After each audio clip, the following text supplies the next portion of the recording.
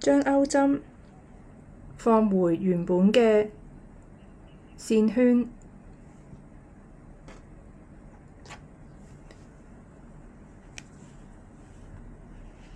左手持新嘅線，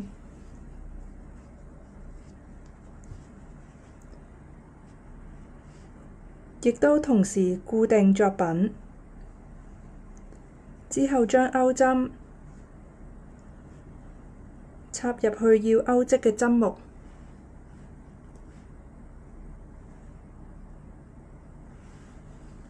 轉動鈎針，將新嘅線掛喺鈎針上邊，然後拉穿過針目，再轉動鈎針，掛線，拉穿過兩個線圈，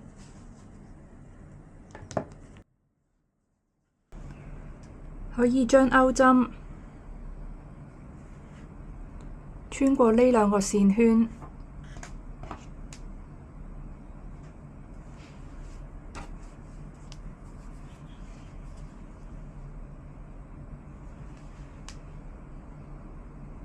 翹新嘅線，穿過呢兩個線圈，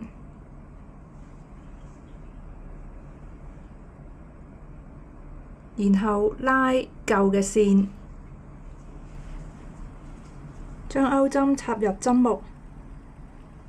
轉動鈎針掛線，將線拉出針目，然後持新嘅線，轉動鈎針掛線，將線